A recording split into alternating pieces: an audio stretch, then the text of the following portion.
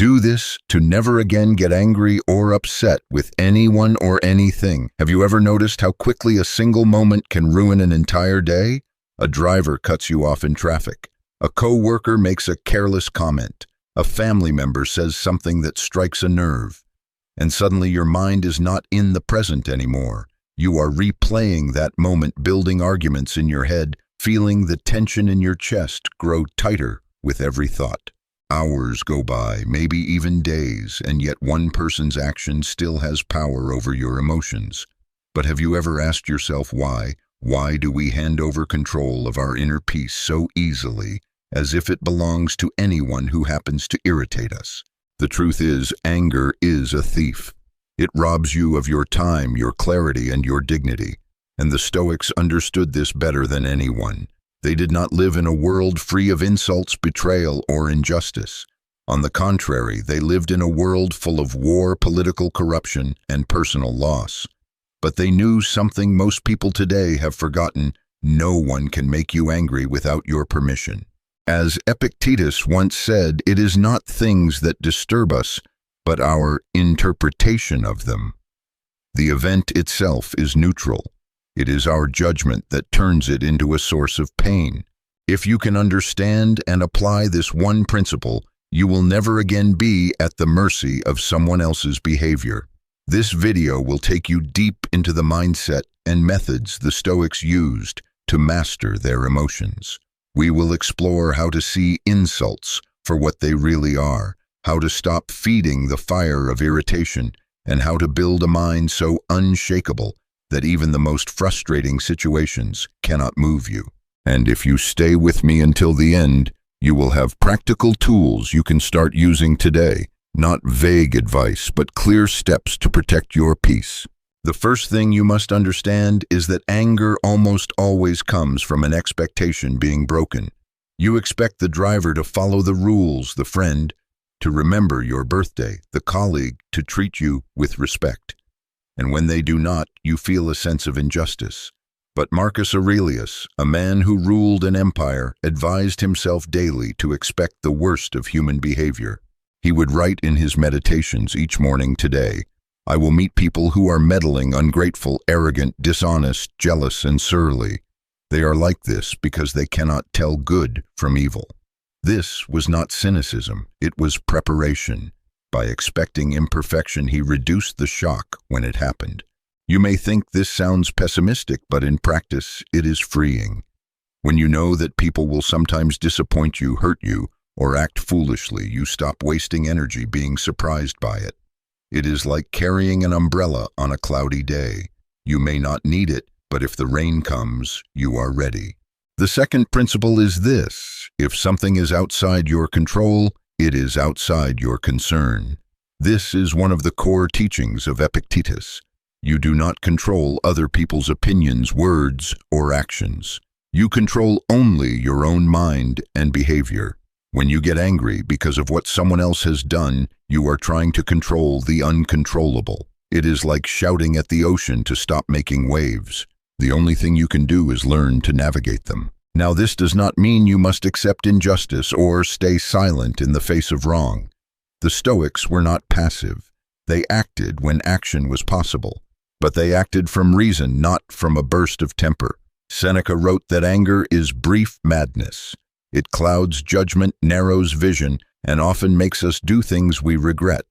If you want to handle conflict effectively, the worst state to be in is one of blind rage. Imagine this. You are walking through a market and a stranger bumps into you hard. Your first reaction might be to shout, to push back. But what if I told you that this person was blind? Would you still feel the same anger, or would you immediately shift to understanding? The truth is, most people in life are blind in some way. They do not see the consequences of their actions. They are driven by their own wounds, fears, and ignorance. If you can remember this in the heat of the moment, your anger will fade before it can take root. There is also a practical exercise the Stoics used which you can try right now. The next time you feel the first spark of irritation, pause. Literally stop what you are doing and take a slow, deep breath. Then ask yourself, Will this matter a year from now? Will it matter a month from now? Will it matter even tomorrow? In most cases, the answer is no. We allow small inconveniences to steal massive amounts of our energy. But the more you train yourself to zoom out to see the bigger picture, the less power those moments will have over you. Another tool is reframing. When someone criticizes you unfairly, instead of seeing it as an attack, see it as an opportunity to practice patience. When traffic is slow, see it as extra time to think, listen to an audiobook, or simply breathe. Marcus Aurelius constantly reminded himself that obstacles were not just annoyances, they were raw material for growth. The impediment to action advances action, he wrote. What stands in the way becomes the way. This mindset shift is powerful because it transforms life's irritations into training exercises. Every rude comment becomes a test of your composure. Every delay becomes a test of your patience. And each time you pass one of these tests, you grow stronger, calmer, harder to disturb. Of course, none of this means you will never feel the initial spark of anger again. You are human, and your nervous system will react before your mind catches up. The key is to shorten the time between stimulus and response. A Stoic is not someone who never feels emotion. A Stoic is someone who feels it, understands it, and then chooses their response deliberately. In the end, the question is simple. Do you want to be the master of your mind, or do you want to let every random person on the street control your mood? Because that is exactly what happens when you live at the mercy of anger. You become a puppet with your strings pulled by anyone who knows how to provoke you. But when you choose to step back, to breathe, to see the situation for what it is, just an event, not a personal attack, you cut those strings. If you stay with me through this series, I will give you the tools, stories, and exercises you need to build that kind of inner strength. By the end, you will not just understand Stoic philosophy, you will live it. And when you do, you will find a peace that no insult, no inconvenience, no injustice can take from you. There is a saying from Epictetus that is easy to remember but hard to live by. If someone succeeds in provoking you, realize that your mind is complicit. What he meant was this: no one can climb inside your head and pull the levers of your emotions without your consent. They can throw words at you like stones, but you are the one who decides whether to pick them up and carry them or let them drop to the ground. Most people never notice the moment of choice. Anger feels instant, automatic, like a reflex. But between what happens and how you respond, there is a gap. It might be just a second or two, but it is there. That gap is where your freedom lives. The Stoics trained themselves to widen that gap, to stretch those seconds into enough space for reason to step in. If you can see the spark before it becomes a fire, you can decide not to feed it. Think of your mind as a fortress. Every insult, every provocation is like an enemy scout approaching the gate. If your gates are unguarded, the scout can walk right in and cause chaos. But if you have trained guards at the entrance, habits, questions, mental reminders, you can stop the intruder before they cross the threshold. The first step in guarding the gate is awareness. You must notice the early signs of anger, the tightening in your jaw, the heat in your chest, the urge to react quickly. The moment you feel those signs, pause. You are at the gate. Marcus Aurelius practiced this by keeping a mental quarantine for his thoughts.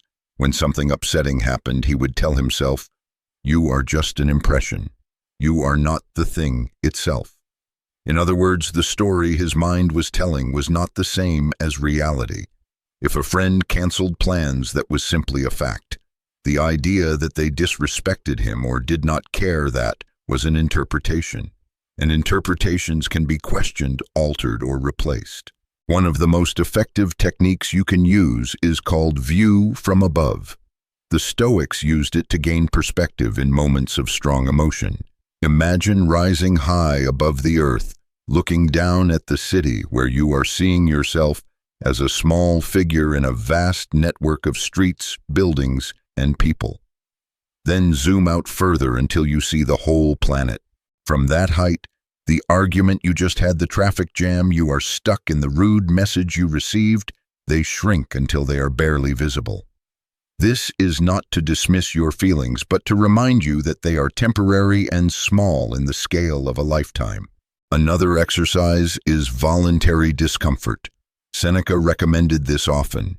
If you train yourself to be comfortable with small irritations, cold showers, walking in bad weather, fasting for a day, then real-world annoyances will lose their power over you. When you have faced bigger challenges by choice, the little inconveniences of daily life feel almost meaningless. If you can walk calmly through the rain on purpose, being stuck behind a slow driver will no longer have the same sting. The Stoics also believed in turning criticism into fuel. Epictetus advised his students, "If anyone tells you that a certain person speaks ill of you, do not make excuses, but answer, 'He does not know my other faults, or he would not have mentioned only these.'" This is more than humility. It is a complete rejection of the need for approval. When you stop depending on the opinions of others to validate you, their insults become powerless. Consider this: every time you get angry at someone, you are giving them free rent in your mind. They may have forgotten the interaction within minutes, but you carry it for hours or days. Who loses more in that trade? The Stoics understood that carrying anger is like carrying a burning coal with the intention of throwing it at someone. You are the one who gets burned. So how do you put all of this into daily practice? Start with a morning intention. Each day, remind yourself, "Today I will meet people who are distracted, impatient, or unkind. They are not my enemies. They are my teachers." This sets your mind in a state of readiness rather than surprise. And when the inevitable moment comes, the email that annoys you, the driver who cuts in line, you can say to yourself, "Here is the lesson I expected." In the evening, do a short review. Ask yourself, what provoked me today? How did I respond? Could I have handled it with more calm? The point is not to shame yourself, but to learn. Over time, you will notice patterns, the same types of situations that trigger you again and again. Awareness of those patterns is the first step to breaking them. And remember, the goal is not to suppress your emotions, but to guide them. Anger, when mastered, can be turned into courage, determination, or action. But uncontrolled, it will always turn inward and consume you. The Stoics aimed to be like a well-trained horse, strong, fast, powerful, but always guided by the rider's hand. If you have listened this far, chances are you are tired of living at the mercy of other people's moods and mistakes. Take a moment right now to recall the last 3 times you got angry. Did your reaction improve the situation or make it worse? Did it bring you closer to peace or push you further away? Only you can answer that honestly. But the good news is you can start changing the answer today. If this message resonates with you, share it with someone you know who struggles with frustration or anger. You might be the reason they take their first step toward emotional freedom. And if you want to continue this journey, subscribe and stay tuned for the next part, because this is only the beginning of building a mind no one can disturb. Imagine you are standing on a shore watching the tide come in. The waves rise, crash, and then fade back into the sea. Anger is like that, a wave that seems unstoppable in the moment, but always passes. The trouble is, most people wade into the water and try to fight the wave. They thrash, they shout, they let the salt sting their eyes. But the Stoic learns to stand firm on the sand and simply watch. The wave will rise and fall without their help. The modern world conditions us to react instantly. Notifications light up our phones. News headlines scream for attention. People expect replies within minutes. This speed fuels anger, because quick reactions rarely come from wisdom. The Stoics believed in the opposite: slow the mind, even when the world speeds up.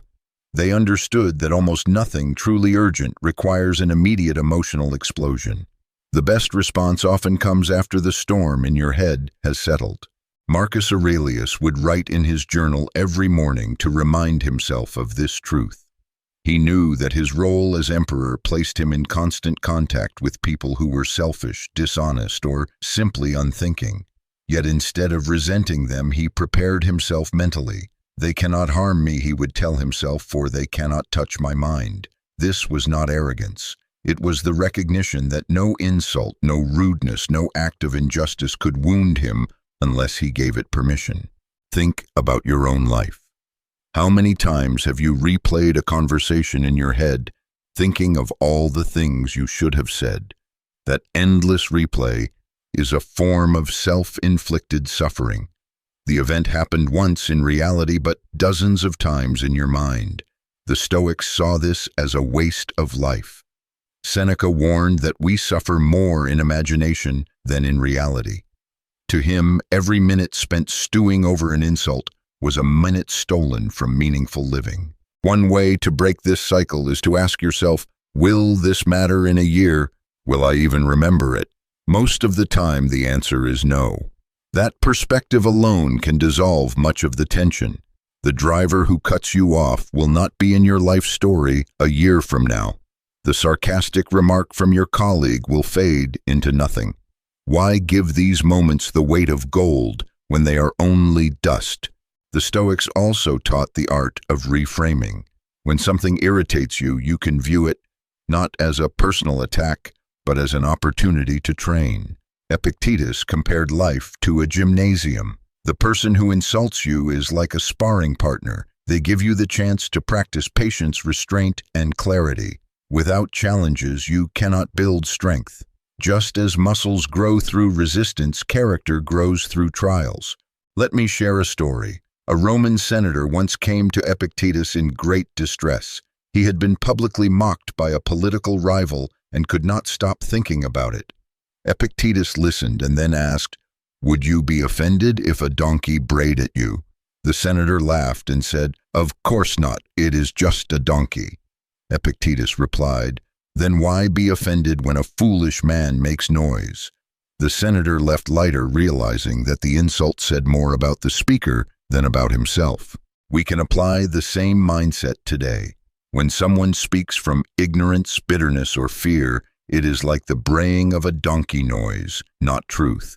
You do not have to invite it into your mind. You can hear it, acknowledge it, and let it pass without reaction. This is not weakness, it is strength in its most refined form. Another powerful practice is to reverse your empathy. Instead of focusing on how someone's actions hurt you, ask yourself what pain or misunderstanding might be driving them. The angry customer might be worried about losing their job. The impatient driver might be rushing to see a sick relative. This does not excuse bad behavior, but it reminds you that human beings act from their own struggles. When you see their pain, your own anger softens. If you find it hard to do this in the moment, train yourself in advance. During quiet times, reflect on the people who have hurt you in the past. Imagine what might have been happening in their lives at the time. Even if you never learn the truth, this exercise shifts your perspective from victimhood to understanding. You begin to see that most offenses are not personal, they are simply human. Over time, these practices turn you into what the Stoics called a smooth stone. Life's river will still flow, carrying sticks, debris, and sharp pebbles that bump into you. But instead of being scratched or chipped, you will let the water wash over you unmarked. Your surface becomes too smooth for anger to stick. Yet there is one more layer to this mastery: forgiveness. The Stoics did not speak of forgiveness in the religious sense, but as a release of unnecessary weight. Marcus Aurelius wrote, "The best revenge is not to be like your enemy." When you forgive, you are not saying the offense was acceptable. You are simply refusing to carry it any longer. You put down the burning coal and walk away. That is how you protect your peace.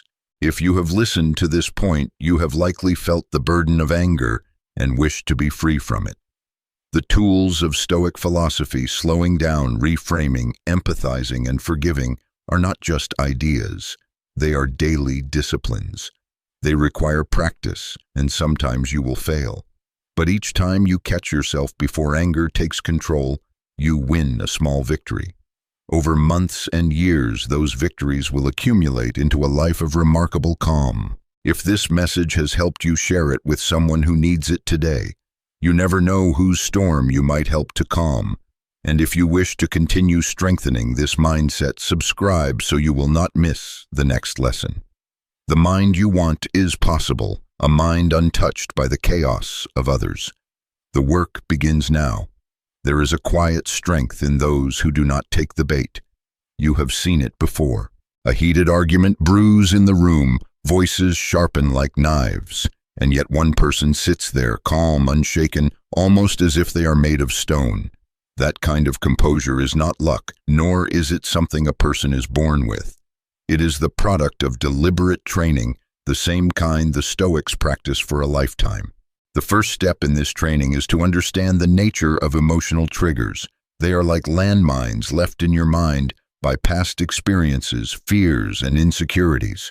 Step on one, and the explosion feels immediate and uncontrollable. But here is the truth. The mind is not in the world, it is in you.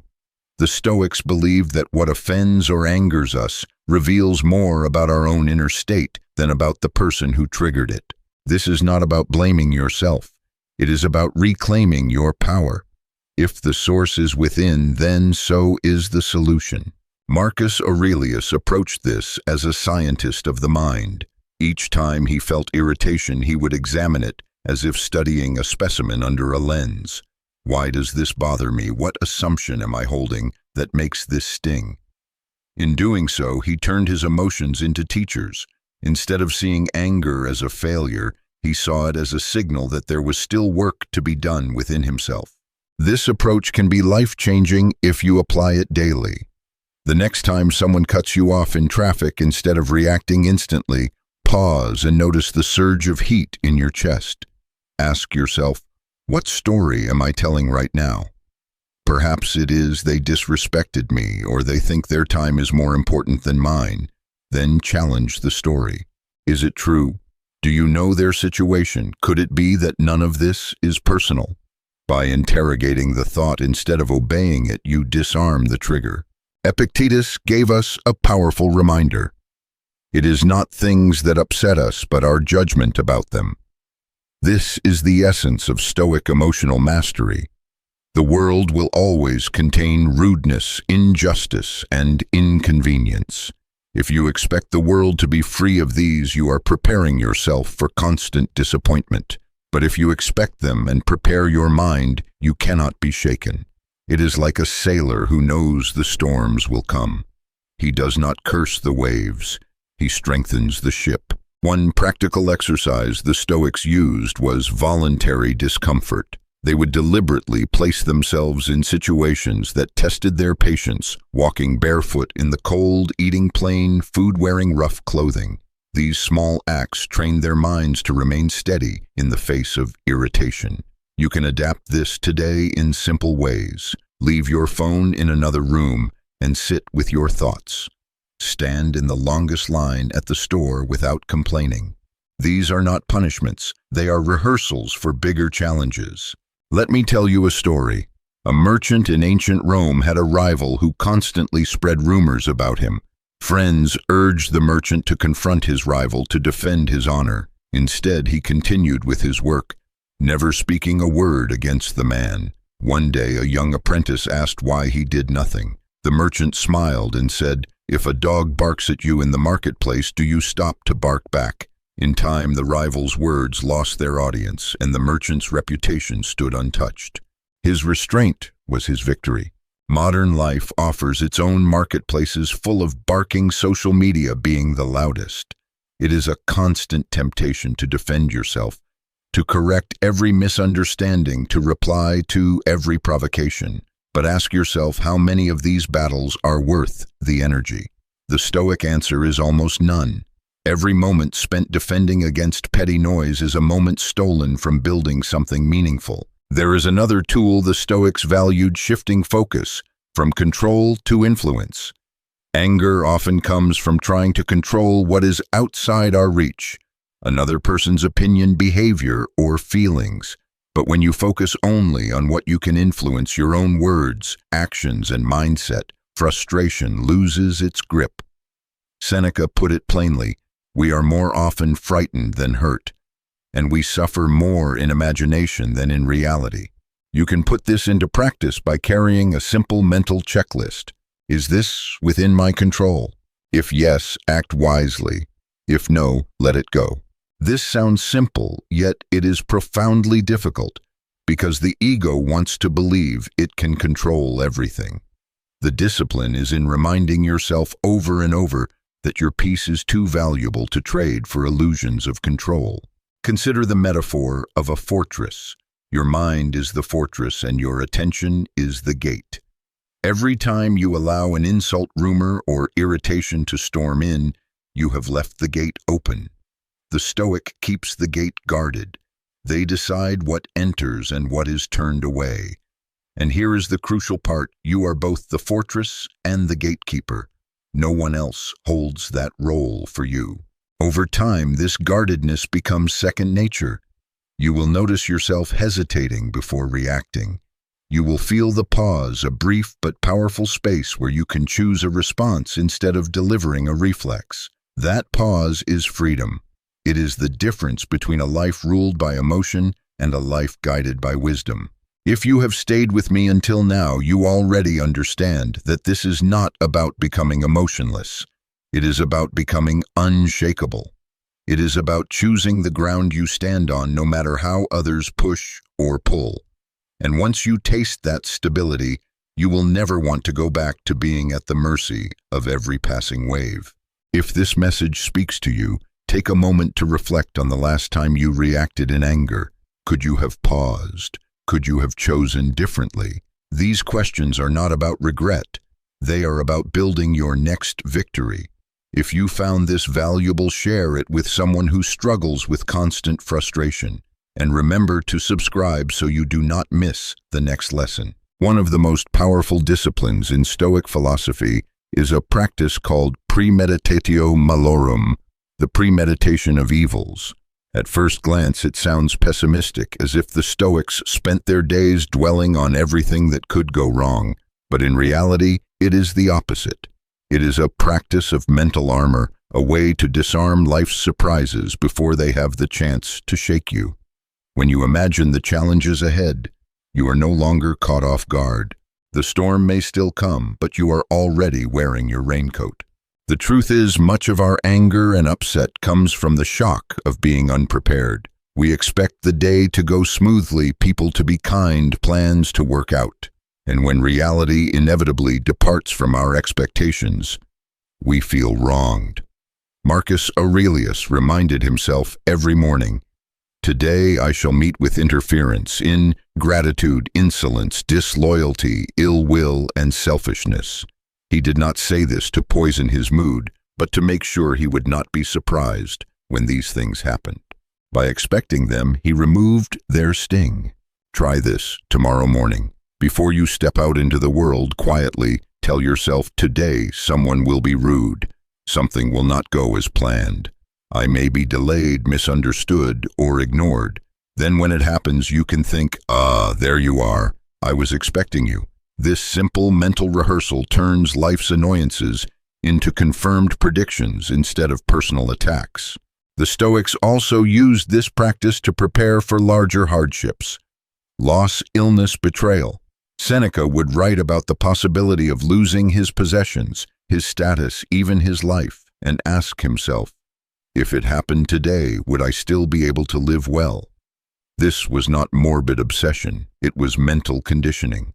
By imagining loss before it happened, he loosened the grip of fear and attachment. And when you loosen fear, you also loosen the anger that often hides beneath it. Consider how this works in daily life. Imagine you are about to give a presentation at work. If you tell yourself everything must go perfectly, you are setting a trap. One small technical glitch, and you will feel frustration rising.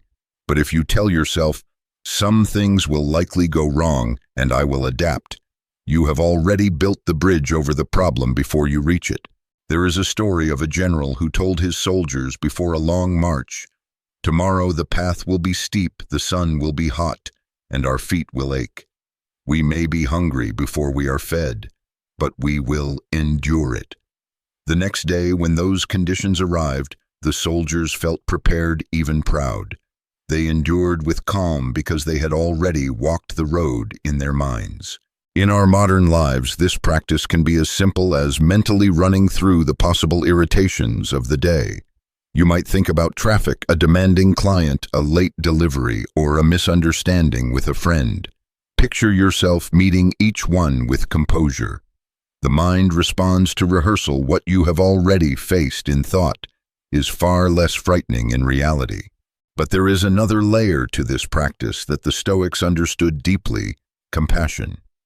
When you expect others to be flawed, you stop taking their flaws personally.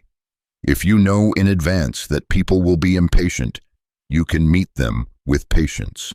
If you know some will be unkind, you can decide ahead of time to respond with dignity. This is how premeditatio malorum turns potential anger into an opportunity for strength. Modern psychology echoes this wisdom. Studies on emotional resilience show that those who practice stress inoculation, imagining challenges before they happen, are calmer and recover faster from real difficulties. Your brain cannot perfectly tell the difference between a vividly imagined event and a real one, which means your rehearsal creates genuine preparedness. Let us use a practical example. Suppose you are going to a family gathering and you know there is one relative who often makes passive-aggressive remarks. Instead of hoping this time will be different, you tell yourself, they will likely make a comment. When they do, I will take a slow breath and smile. I will not feed the fire. You have pre-scripted your response. When the moment comes, you follow the script. There is no surprise, no sting, just execution of the plan. Epictetus compared life to attending a banquet. You cannot control what food is served, only how you eat. Some dishes will be pleasant, some not. The wise guest takes what comes without complaint, knowing the host life itself owes them nothing more than the opportunity to be present. When you enter the day with this mindset, you strip away the entitlement that fuels so much anger. Think about the last time you were truly upset. Was it not because reality violated the picture in your mind of how things should be? The Stoics teach us to redraw that picture every morning, not in perfect colors, but with room for rain, wind, and even storms. That way, when the clouds gather, we can nod and carry on. The beauty of premeditatio malorum is that it does not make you cynical. It makes you unshakable. You are no longer a passenger on the ride of life clutching the rails in fear of sudden turns. You are the rider leaning with the curve, expecting the motion, and therefore staying upright. This is not easy work. It requires the humility to admit that the world will never bend perfectly to your will. It requires the discipline to rehearse challenges instead of only chasing comfort. But the reward is profound. A life where anger has fewer entry points, where frustration loses its bite, and where you meet difficulty like an old acquaintance rather than an enemy. So here is your challenge for the week ahead. Each morning, spend 5 minutes practicing premeditatio malorum. List at least 3 things that could go wrong today. Imagine them vividly.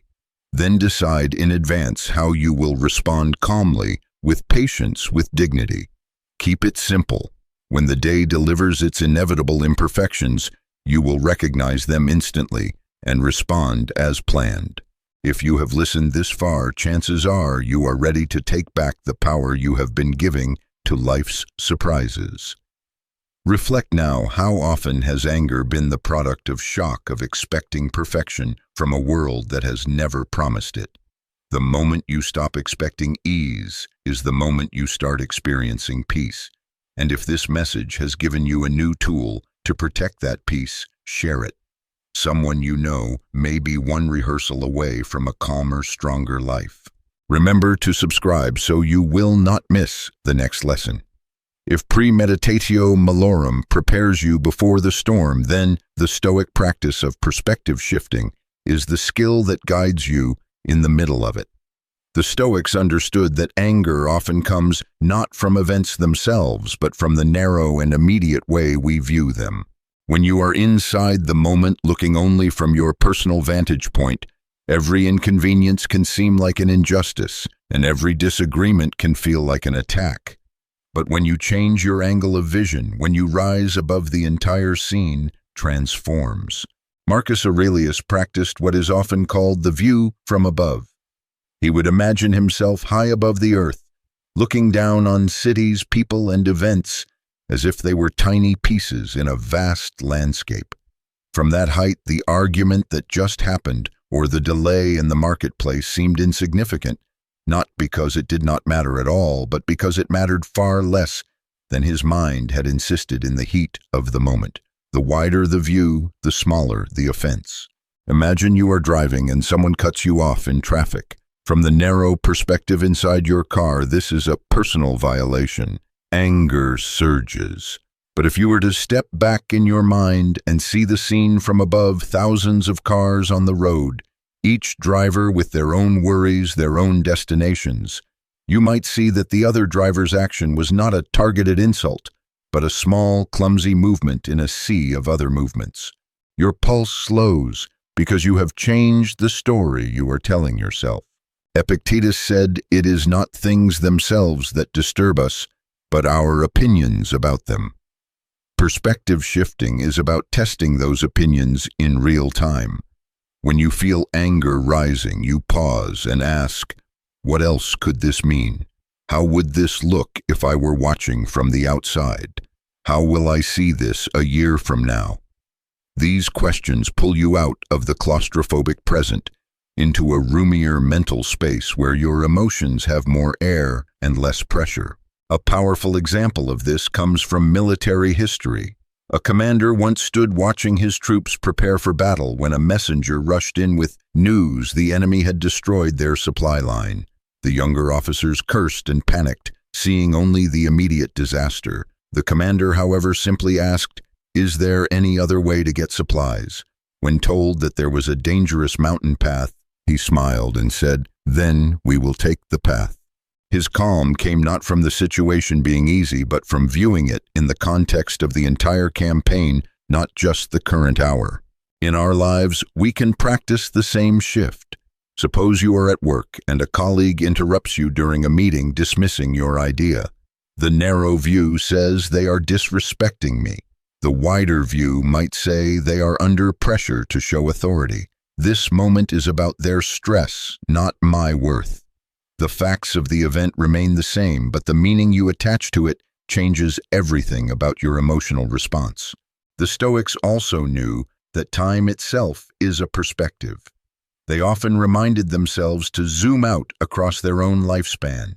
If something will not matter in 5 years, they refuse to give it the power to ruin 5 minutes. This does not mean becoming indifferent to everything, but it means choosing what is worth your emotional investment. Not every spark deserves to become a fire.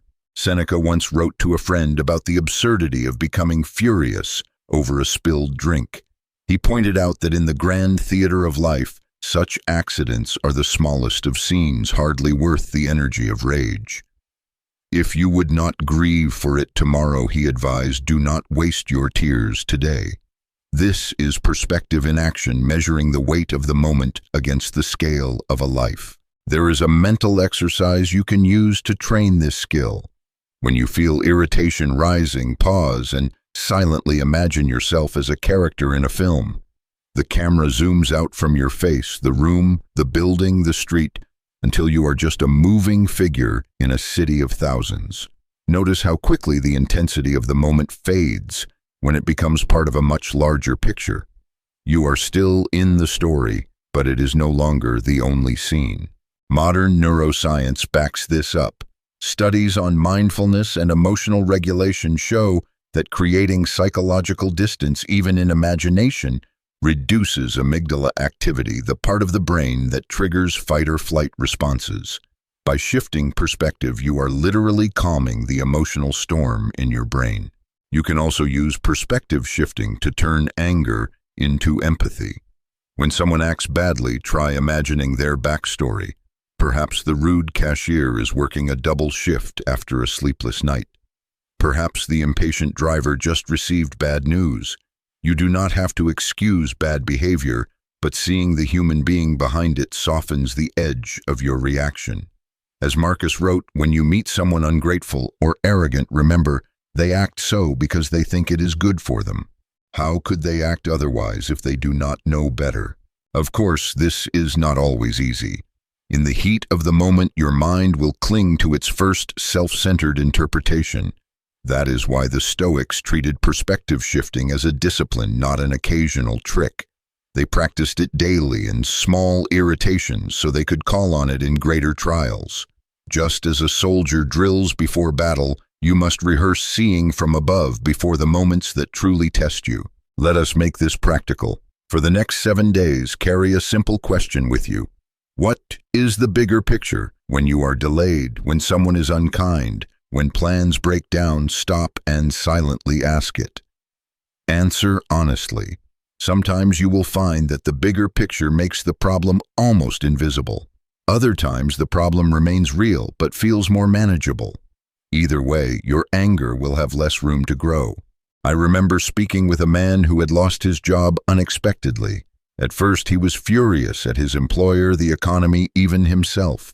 But as weeks passed, he began to zoom out. He saw that this loss, painful as it was, freed him to pursue a career he had long wanted but never dared to start. Years later, he looked back at that moment, not as the end of something, but as the beginning. This is the gift of perspective, the ability to see the seed in the soil of a setback. Perspective shifting does not mean denying that some events are truly unjust or harmful.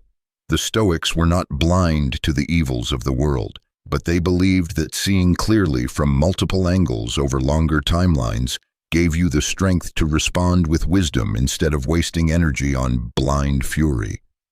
Anger, they said, is a poor craftsman. It builds nothing worth keeping. So here is your practice. This week, whenever you feel upset, imagine the view from above. Picture the scene shrinking as your vision expands. Ask yourself how this will look in a month, a year, or a decade. Consider what part of this is truly about you, and what part belongs to the wider flow of life. Watch how quickly the temperature drops when you give your mind this breathing space. If you have listened this far, you are already proving something important. You are willing to train your mind, not just react with it.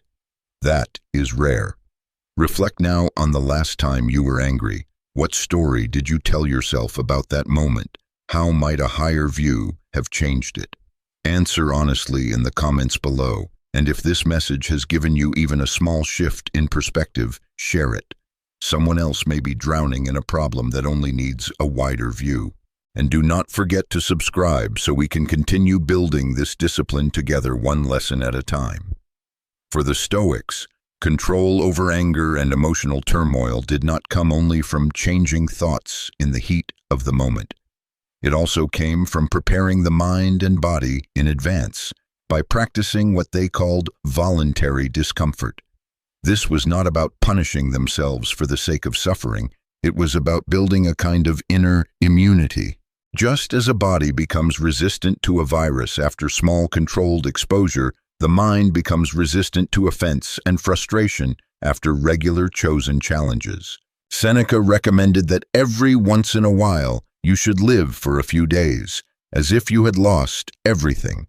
Eat plain food, wear rough clothing, sleep in an uncomfortable place, and then ask yourself, is this what I feared? By doing so, you teach your mind that even if life strips away comfort, you will remain intact. This training strips away the panic that fuels anger when something goes wrong. If you have already tasted loss, discomfort, or inconvenience on your own terms, you will not be shattered when they arrive without warning. In our modern lives, voluntary discomfort can take many forms. It might mean choosing to take a cold shower in the morning, walking instead of driving, fasting for a meal, or refraining from checking your phone for hours. The goal is not to prove toughness for its own sake, but to weaken the invisible strings that comfort pulls on you. When you are too dependent on things going a certain way, every disruption becomes a personal crisis. But when you can live, even thrive without those conditions, you are far harder to provoke. Consider a person who has trained involuntary discomfort by regularly walking home in the rain without complaint. The day they are caught in a storm while carrying groceries, they do not curse the sky. They have rehearsed this. The wet clothes and cold air are familiar companions, not enemies. Their calm is not because the situation is pleasant, but because it is no longer foreign. Anger often comes from shock, the shock of reality not matching your expectation. When you shrink that gap through practice, you shrink the space where anger grows. Marcus Aurelius practiced this mentally as well. Each morning he would remind himself, "Today I will meet with interference, ingratitude, insolence, disloyalty, ill will, and selfishness." These were not cynical words, but a conscious lowering of expectation to match the reality of human behavior. He did not mean to accept injustice passively, but to walk into the day armored against surprise. By anticipating the imperfections of others, he reduced the likelihood of being caught off guard, which in turn reduced the spark of anger. You can combine perspective shifting with voluntary discomfort for even greater resilience. Imagine deliberately seeking out moments that might normally irritate you, standing in the longest line at the store, taking the slowest route to your destination, engaging politely with someone who talks over you. Instead of reacting, you observe your own impulse to get upset and practice letting it dissolve. Over time, the old reflex weakens. The next time a stranger is rude or a plan is delayed, your mind remembers, "We have been here before and it was fine." There is an old story of a philosopher who during a harsh winter would walk barefoot in the snow. When asked why he subjected himself to such discomfort, he replied, "So that I will not be ruled by my shoes." His point was not about footwear, but about freedom. The freedom that comes when you no longer fear life without certain comforts. Anger loses much of its power when you are not desperate to protect every preference. In practical terms, you might begin by choosing one small voluntary discomfort each week. It could be something as simple as taking your coffee without sugar, sleeping without your usual pillow, or spending a weekend without entertainment. The purpose is not to prove that you are unbreakable, but to send a message to your own mind. I can do without this, and I will still be whole. Once you internalize that no minor loss or inconvenience can truly threaten your peace. Modern behavioral science echoes this wisdom. Studies in stress inoculation show that individuals who experience small, manageable challenges regularly are less reactive to larger stressors. They are less likely to experience intense spikes in cortisol, the stress hormone, because their body and mind have been conditioned to respond with steadiness rather than alarm. The Stoics discovered this truth centuries ago. Without the laboratory, they simply lived it. Voluntary discomfort also sharpens gratitude. When you deliberately go without something, you appreciate it more when it returns. A simple meal tastes better after fasting. A warm bed feels more luxurious after a night on the floor. This deepened gratitude creates a natural antidote to resentment because it shifts your focus from what is missing to what is present. You become less likely to lash out when life removes a comfort because you have learned to see even small blessings as abundant. The key here is intention. Life will hand you discomfort without your choosing, but voluntary discomfort is different because you choose it. That choice transforms discomfort from a threat into a teacher. You control the frame, you decide how to respond, and the more you practice, the less power external events have over your inner state. I recall meeting a man who had trained himself to walk 10 miles every Sunday, rain or shine, without checking the weather. He told me, "I am not trying to prove I am strong. I am proving to myself that I am free." He meant free from the mood swings that come from minor inconveniences, free from the quick temper that rises when plans are disrupted. He had built that freedom step by step, mile by mile, choosing the harder path until it felt natural. You can start small, but the principle is timeless. If you can be at peace in chosen hardship, you can be at peace when hardship chooses you. And when you are at peace, no one, no matter how rude, careless, or unjust, can pull you into their storm. If you have listened this far, you are already different from most people. Most will wait for life to hit them before they start building resilience. You, on the other hand, can start today. Think of one comfort you rely on too heavily. Remove it for a day. See what happens. Share your experience in the comments below, because your story might inspire someone else to take their first step. And remember, peace is not a gift given to you by the world. It is a skill you build, one deliberate discomfort at a time. There is a difference between suppressing emotions and transforming them. Suppression is like shoving smoke into a box. It will leak out, eventually, often in more dangerous ways. Transformation, on the other hand, is like taking that same smoke and feeding it into a fire that gives warmth and light. The Stoics were masters of this art, what we might call emotional alchemy. They understood that you cannot control the arrival of an emotion any more than you can stop the wind from blowing, but you can decide what to do with it. Anger, for example, is a raw surge of energy. Most people burn themselves with it, lashing out or making reckless choices that they later regret. The Stoics saw a different path: use the energy as fuel for action that is rational and constructive. Instead of cursing someone who disrespected you, channel that energy into improving yourself, building something meaningful, or addressing the situation with calm precision. By redirecting rather than resisting, you keep your inner balance while still honoring the force of the emotion. Marcus Aurelius faced betrayal, incompetence, and opposition daily as emperor, yet his writings reveal a man who refused to let bitterness rot his soul. When he felt frustration rising, he would remind himself of his purpose to serve the common good.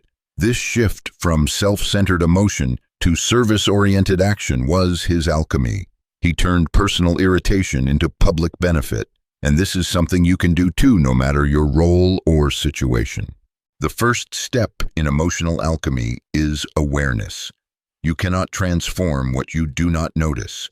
When a negative emotion appears, anger, resentment, jealousy, pause and label it. Say to yourself, this is anger, this is jealousy, this is frustration. That simple act creates space between you and the emotion. You stop being consumed by it and start observing it. In that gap, you gain the freedom to choose your response. The second step is reframing. Ask, what can this feeling teach me? Where can I direct this energy so it serves me rather than harms me? If you are jealous of someone's success, the feeling is telling you something about your own desires. Instead of resenting them, study what they did to get there. Let their example light a fire under your own efforts. If you are frustrated with a delay, use that time to think, read, or plan. Reframing turns obstacles into tools. Seneca wrote that no one can harm you without your consent, because harm depends on how you interpret an event. He was not speaking in shallow platitudes. He meant that if you take a wound and turn it into wisdom, it ceases to be a wound. That is the essence of alchemy: to take what is given, no matter how bitter, and find a way to make it nourish your growth. Consider the story of a craftsman whose workshop burned down. Instead of collapsing into despair, he said, "Now I can build something better." The fire had destroyed his possessions, but he refused to let it destroy his will. He salvaged what little remained and began again, using the setback as a chance to improve his craft. Months later, his work was in higher demand than ever. The disaster that could have hardened him with resentment instead became the forge for a stronger life. You may think this level of composure is reserved for extraordinary people, but the truth is, it is built through daily practice in small situations. Every minor irritation is a training ground. When someone cuts you off in traffic, instead of stewing in anger, use the moment to practice patience. When a colleague takes credit for your idea, use the sting to sharpen your communication or strengthen your resolve to produce even better work. The more you practice with small sparks, the less likely you are to be engulfed by a wildfire. Modern psychology supports this Stoic approach. Research on cognitive reappraisal, the process of reinterpreting a situation to change its emotional impact, shows that people who habitually reframe events have lower stress, better relationships, and greater overall well-being. The Stoics simply discovered and lived this principle centuries ago without the clinical terminology. They knew that the mind is an alchemist's furnace capable of turning lead into gold if you know how to tend the fire. There is also a spiritual dimension to emotional alchemy. The Stoics believed that every challenge was assigned to you by nature or fate for your growth. They did not waste time wishing the challenge away.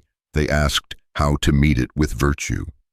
Epictetus reminded his students that the world does not conform to our desires, but we can conform our desires to the world. In doing so, even misfortune becomes an ally. One of the most powerful exercises you can try is to write down a recent event that upset you, then list 3 ways it could be a gift in disguise. At first, your mind will resist. It will insist that the event was purely bad.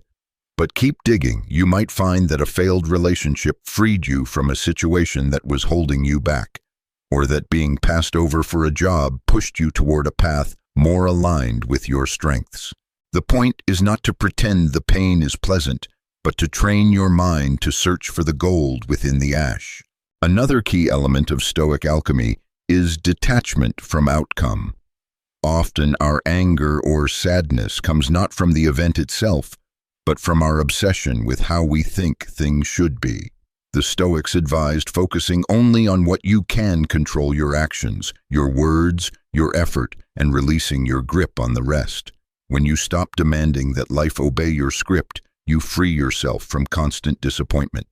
This is not passivity. It is the clarity that comes from fighting only battles that can be won. I once knew a man who turned his bitterness toward an unfaithful business partner into a thriving mentorship program for young entrepreneurs. Instead of spending years chasing revenge, he used his energy to prevent others from making the same mistakes. His anger became a mission, and that mission brought him more fulfillment than any victory over his former partner could have. That is emotional alchemy at its finest, turning poison into medicine, not just for yourself, but for others. If you have listened this far, chances are you are tired of being at the mercy of every offense, every disappointment, every careless word. You want to be the kind of person who can walk through a storm and still see the horizon. Here is your challenge: the next time a negative emotion strikes, do not push it down and do not let it explode. Hold it, examine it, then ask, how can I use this? Maybe the answer will surprise you. And if you found this lesson valuable, share it. Someone you know might be drowning in their own anger or sadness right now, and a single perspective shift could be the rope they need. Leave a comment with one situation you plan to transform instead of resent. And remember, no one can take your peace without your permission. You hold the furnace. You decide what becomes of the fire. Most mistakes in human interaction are not born from malice, but from haste. We react before we think. We strike back before we see clearly. And when the dust settles, we are left with words we cannot unsay, bridges we cannot rebuild, and a bitter taste of regret that lingers for years. The Stoics, in their quiet wisdom, understood this deeply. They knew that time is the great neutralizer of emotion. Anger burns hot but short. Hurt stings sharply at first, but dulls with patience. This is why one of the simplest yet most powerful principles for emotional mastery is what I call the 24-hour rule. The rule is simple. When something provokes you, whether it is an insult, a betrayal, or even an unfair judgment, you do not respond immediately. You wait 24 hours before deciding what, if anything, to say or do. During that time, you let the heat of the moment fade, giving your reason a chance to take the wheel. It is not avoidance. It is strategic delay. Like a skilled archer who takes a deep breath before releasing the arrow, you pause so that your aim is true. Marcus Aurelius wrote in his Meditations, "The best revenge is not to be like your enemy, but how can you ensure you are not like them in the moment when their words have just cut into you by refusing to mirror their haste?" The 24 hours are your shield, a barrier between you and the chain reaction of emotional warfare. You may find, after a night's rest, that the thing that seemed unbearable yesterday is hardly worth a thought today. In those hours of delay, the mind shifts from the reactive to the reflective. Neuroscience tells us that strong emotions trigger the amygdala, the brain's alarm system. This is useful for survival in dangerous situations, but it is disastrous for modern communication. The amygdala hijacks your reasoning faculties, pushing you toward impulsive action. However, the intensity of this hijack diminishes rapidly with time. A night's sleep literally rewires the neural patterns around the event, allowing your prefrontal cortex, the seat of rational thought, to re-engage. The Stoics did not have MRIs, but they knew the power of letting the mind settle before choosing a course. Imagine this: you receive an email that contains a harsh criticism of your work. Your pride bristles, your heart rate spikes, and your first instinct is to fire back a pointed reply. But you apply the 24-hour rule. You close your inbox and walk away. The next morning you read it again and you notice something strange. It does not sting as much. You even see that the critic had a point about a small flaw you had overlooked. You respond with calm professionalism, and the exchange turns constructive. The very thing that could have escalated into a bitter feud instead becomes an opportunity for improvement. Epictetus taught that we should not be disturbed by things themselves, but by the opinions we form about them. Time is the friend that allows us to adjust those opinions. In the heat of the moment, our interpretation is narrow and charged with emotion. After a delay, it broadens. We begin to see the context, the possible misunderstandings, and even the humanity of the person who offended us. Sometimes what looked like malice was merely clumsiness. Sometimes what felt like an attack was simply a difference in perspective. The beauty of the 24-hour rule is that it also works in reverse. It protects you from overreacting in positive excitement as well. Many people commit to things they later regret because they said yes in a rush of enthusiasm. By waiting, you let the glitter settle and see the reality underneath. This balance, not too quick to strike and not too quick to promise, creates a life of measured decisions and fewer regrets. There is a famous story of President Abraham Lincoln, who would often write what he called hot letters when he was angry. He would pour all his frustration and sharp words onto paper, but instead of sending them, he would place them in a drawer. Later, after cooling down, he would often decide to never send them at all. This is the 24-hour rule in action, giving your better self time to speak louder than your emotional self. To practice this, you can create your own ritual. When you feel the urge to react immediately physically, step away from the source. If it is a message, close it. If it is a person, excuse yourself. Then engage in something that absorbs your focus. A walk, a workout, a book, a simple task. Let your body process the emotion while your mind rests. Only after you have regained your inner stillness do you revisit the matter.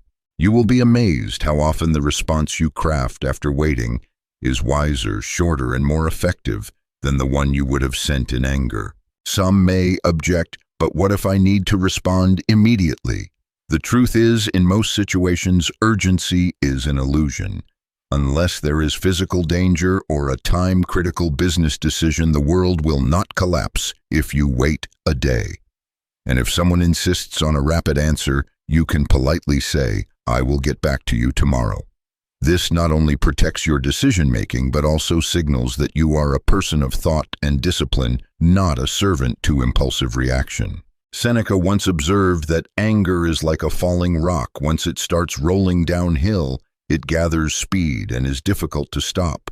The 24-hour rule is like placing a barrier at the top of the hill, preventing the rock from rolling at all. You are not trying to wrestle with the full force of your rage. You are simply giving it no momentum to begin with. I will be honest, this practice is uncomfortable at first.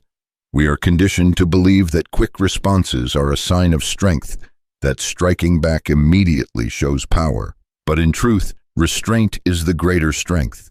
Anyone can lash out in seconds. It takes a deliberate mind to wait, to think, and to choose with care. Over time, as you see the disasters you avoid and the respect you earn, the discomfort fades, replaced by quiet confidence. If you have listened this far, perhaps you are already tired of the way a single comment or careless action can hijack your entire day. Try this rule for 1 week. For the next 7 days, whenever you are provoked, wait 24 hours before responding. Keep a journal of what you would have said in the moment versus what you actually said after waiting. You will see in black and white how dramatically time can change your perspective. If you have found this lesson valuable, share it with someone who struggles with quick temper or impulsive reactions. And tell me in the comments, what is one situation from your past where the 24-hour rule could have saved you from regret? Remember, wisdom is not in knowing what to do. It is in doing it when it matters most. Give yourself the gift of time, and you will find that peace is not something you chase, but something you choose. There comes a point in every person's life when they realize the world will not stop hurting them. It will not slow down for their healing. It will not spare them from criticism, betrayal, or loss. The truth is, life is not gentle. It is a mixture of beauty and brutality, and if you are not prepared, the sharp edges will cut you again and again. The Stoics understood this, and they did not waste time wishing for a softer world. Instead, they built themselves into something stronger, not in the way of armor that shuts out life, but in the way of an inner fortress, a place of calm so steady that nothing from the outside could shake it. Marcus Aurelius wrote, "You have power over your mind, not outside events. Realize this, and you will find strength." The fortress begins there. It is the understanding that the walls you build are not around your possessions, your status, or even your relationships. They are around your peace of mind.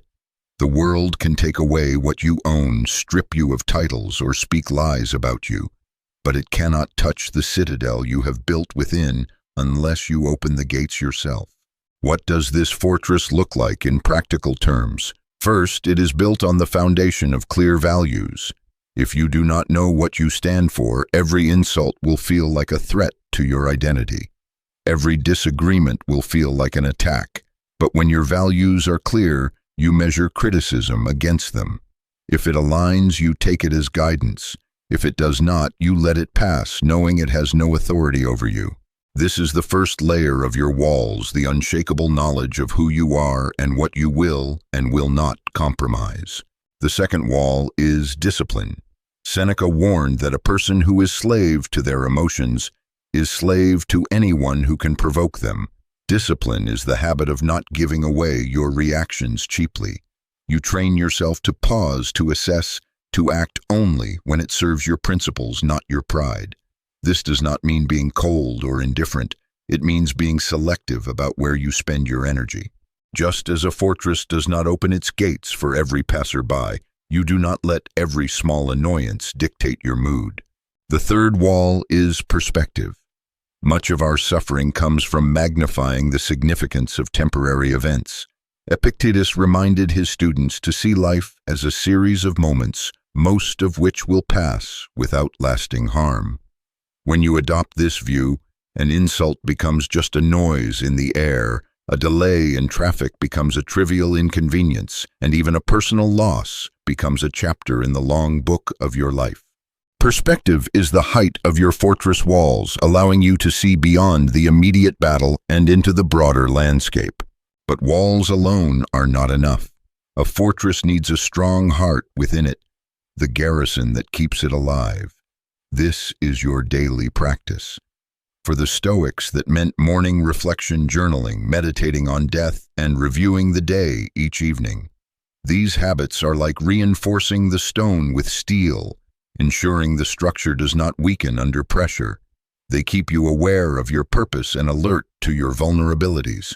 Without them, even the tallest walls will crumble over time. Imagine for a moment that you have built this inner fortress.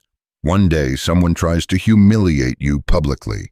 Instead of burning with shame or rage, you remember your values, measure the truth of their words, and find them empty. You smile slightly, not out of arrogance, but because you see the futility of the attack. The moment passes and your peace remains untouched. This is not fantasy. This is the result of deliberate inner construction. The mistake many people make is believing that being untouchable means being invulnerable to pain. That is not what the Stoics taught. Pain will still come, loss will still hurt, but the fortress ensures that the pain does not dismantle you. It allows you to experience hardship without being consumed by it. It allows you to grieve without despair, to be angry without hatred, to be disappointed without giving up. In this way, you become not a stone wall, but a living fortress, strong, flexible, and enduring. History is full of examples of those who lived this way. Consider Viktor Frankl, who survived the Nazi concentration camps. Stripped of freedom, possessions, and dignity, he still maintained his inner life, choosing his attitude toward his suffering. In his words, everything can be taken from a man but one thing, the last of the human freedoms to choose one's attitude in any given set of circumstances. This is the ultimate form of being untouchable. Building such a fortress requires patience. You will not achieve it in a week, a month, or even a year. It is a lifelong project, a constant refinement. Every challenge life throws at you is another opportunity to strengthen the walls. Every insult, every setback, every failure, they are not threats but building materials. And each time you respond with calm instead of rage, with clarity instead of confusion, you lay another stone in place. If you want to start today, begin with one small act. Choose one thing that usually provokes you and decide in advance how you will respond. Rehearse it in your mind. When the moment comes, execute that response with precision. It may feel mechanical at first, but over time it becomes your natural way of being. You are no longer someone who is at the mercy of every passing storm. You are the fortress that stands unmoved, watching the storms pass by. If you have listened this far, chances are you are tired of feeling at the mercy of others. You are ready to take back the keys to your own emotional state. Do not wait for the world to become kinder. Build your fortress now and let it be the place where peace, strength, and dignity reside, no matter what happens outside. Share this with someone who needs to hear it today, and tell me in the comments what is one brick you will lay in your fortress this week. Most people look at obstacles as curses, a lost job, a failed relationship, an unexpected illness. These events are often seen as detours, delays, or punishments from life. But the Stoics saw them differently.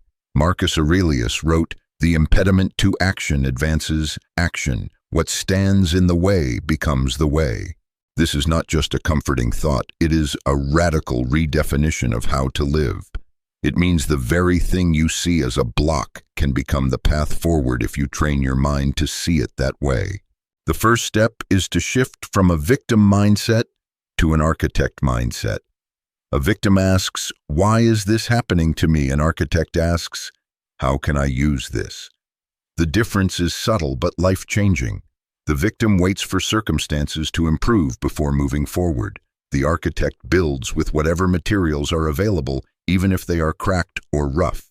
In this way, obstacles become resources, not roadblocks. Epictetus taught his students that events themselves are neutral. It is our judgment that makes them good or bad. When you lose your job, the event is simply the loss of a particular role. Your mind decides whether it is a tragedy, an opportunity, or something in between. And here is where the Stoics ask you to take radical responsibility. If meaning is created in your mind, then you have the power to shape it into something that strengthens you rather than weakens you. Consider the story of Thomas Edison. When his factory burned down in 1914, destroying years of work, he told his son, "Go get your mother and all her friends. They will never see a fire like this again." Instead of sinking into despair, he saw it as a chance to start fresh, without the burden of old mistakes. Within weeks, the factory was rebuilt and production resumed. His attitude turned disaster into a launchpad. The key to this transformation lies in your daily mental habits. You cannot wait until disaster strikes to decide you will see it as a gift. You must practice with small inconveniences first. A delayed train, a rude customer, a sudden change in plans, these are the training grounds for your mind. Each time you reframe a small obstacle into an advantage, you are preparing yourself for the larger trials.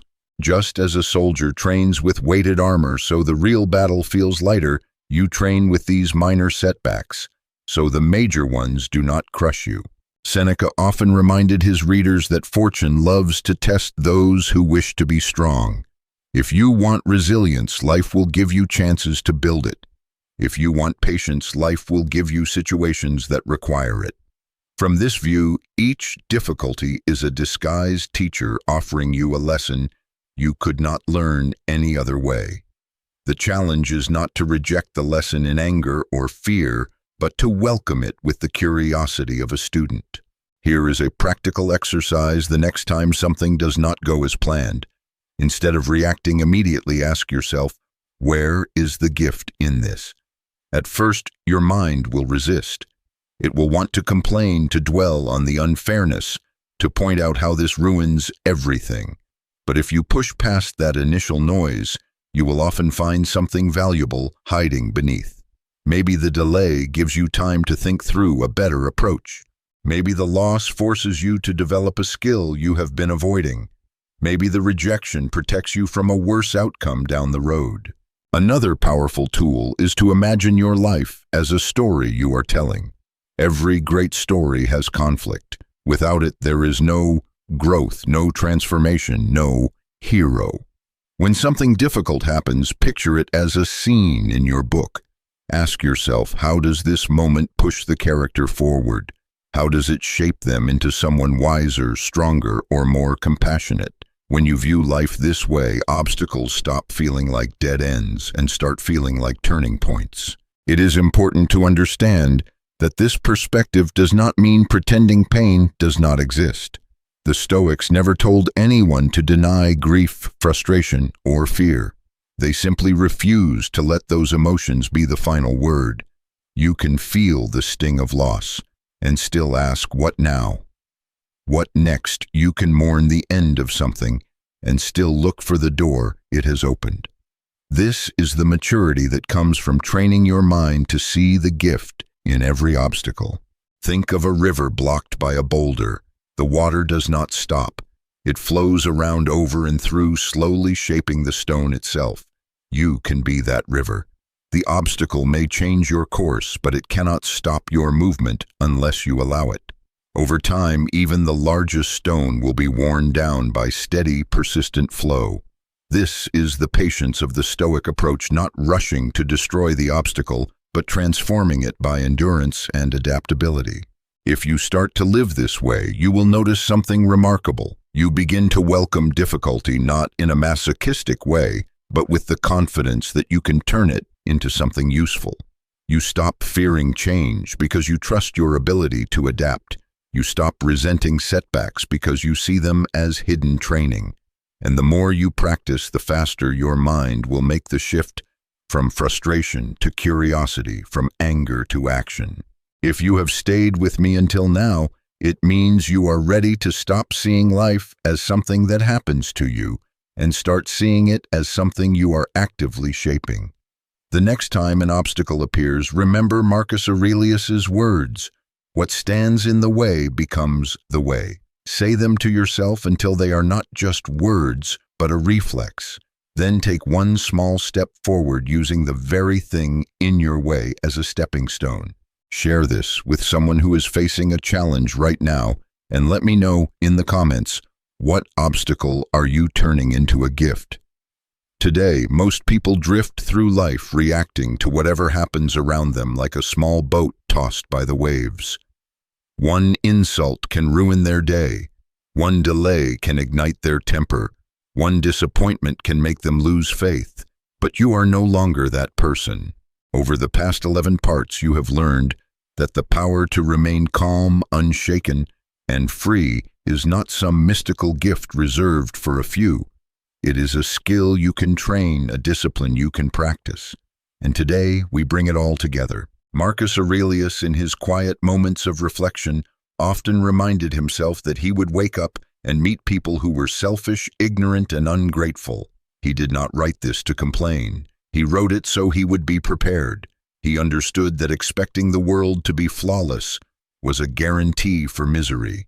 Instead, he built his peace on something unshakable, the understanding that his response, not the world, defined his life. You can do the same. Think of your emotions as a fire. If you let every little spark of provocation land on you dry and unguarded, the fire will consume you in seconds. But if you train your mind to be like stone, solid, grounded, not easily set aflame, you take away the fuel that anger and frustration need to survive. The Stoics never aimed to be emotionless. They aimed to be masters of their emotions, choosing when to feel deeply and when to let things pass through like wind through an open door. The secret is simple but not easy. You must decide in advance who you will be in the face of difficulty. Will you be the person who reacts without thought, or the one who pauses, breathes, and acts with clarity? Will you be controlled by other people's moods, or will you set the tone for your own? This is not just a mental trick. It is a way of living that builds trust in yourself. When you know, you will not betray your own peace for the sake of winning an argument or proving a point, you begin to walk differently through the world. Seneca once said, "We suffer more often in imagination than in reality." How much of your anger is not about what actually happened, but about the story you told yourself about it? The glance you thought was disrespect, the comment you believed was aimed at you, the inconvenience you decided was personal. What if you could strip away those extra layers of interpretation and simply see events as they are, not as insults, not as threats, but as neutral occurrences you are free to respond to or ignore entirely? Let me give you a picture. Imagine standing on a busy street. Cars pass, some loud, some slow, some reckless. You do not chase each one down, demanding to know why they drove that way. You let them pass. People's words and actions are like those cars. They pass by. You can choose which ones to follow, and most are not worth your time. This is emotional freedom, not needing to chase every passing irritation. But how do you get there? Through practice. Every day offers you chances to train. Someone cuts you off in traffic. A co-worker interrupts you. A friend forgets to reply. Each is a small weight you can lift, a repetition that strengthens your patience and control. Over time, what once triggered you will barely touch you. You will feel the moment of heat, but it will fade before it becomes a flame. And here is the beauty of this practice. It does not just protect you, it changes how others experience you. A calm person is a rare and magnetic presence. In a world addicted to outrage, someone who stays grounded becomes a source of stability. People will trust you more. They will seek your counsel. They will respect you not because you demand it, but because you live in a way that earns it. This is the point where Stoic philosophy stops being theory and becomes a force in your life. You are no longer just reading about Marcus Aurelius or Epictetus. You are living their wisdom. You are walking into each day knowing that no one and nothing can take away your ability to choose your response. That is real power. Not the power to control the world, but the power to control yourself within it. If you have followed this journey, you now hold a truth that can transform your entire life. No one can make you angry without your consent. No one can ruin your peace unless you hand them the keys.